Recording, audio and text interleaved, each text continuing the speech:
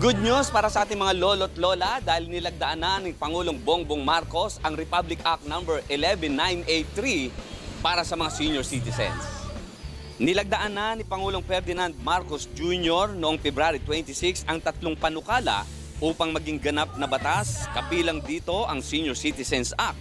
Ginanap sa loob ng Palasyo ng Malacanang ang ceremonial signing na tinunghayan ng matataas na opisyal ng pamahalaan kabilang ang mga mambabatas mula sa Senado at Kamara. Ang Republic Act No. 11983 ay ang pagpapalawak ng benepisyo sa mga lolo na kapaloob sa partikular na amyenda ng Centenarian Act.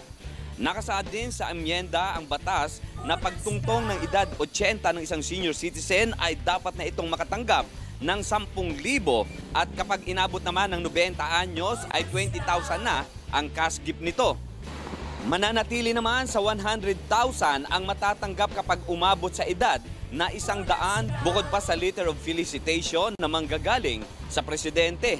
Ang iba pang panukala na nilagdaan ni Pangulong Ferdinand Marcos Jr. ay ang Tatak Pinoy Act at ang Magna Carta of Filipino Seafarers. Ang Republic Act 11981 o ang Tatak Pinoy ay naglalayong hikayatin ang mga lokal na industriya na gumawa ng mas sopistikadong mga produkto kung saan ay magtataas ng posisyon ng bansa sa global value chain ayon sa Department of Trade and Industry.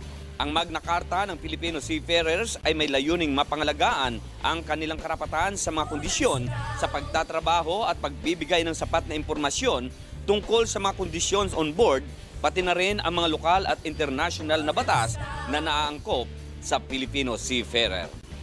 Kasama si Angel Mar Bumanlag at si Jeff Gonzalez, Smile sa Petran III, para sa Balitang Unang Sigaw.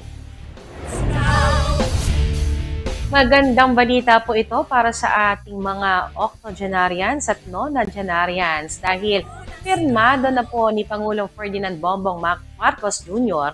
ang panukalang batas na magpapalawak sa Centenarians Act of 2016. At sa bisa nga po ng bagong batas, mabibigyan na rin ng cash gift na nagkakahalaga ng 10,000 pesos ang senior citizens na abot ng 80 years old, nasa Pilipinas man o abroad, habang patuloy pa rin makatatanggap ng 100,000 pesos ang mga lolo at lola nating aabot ng 100 years old.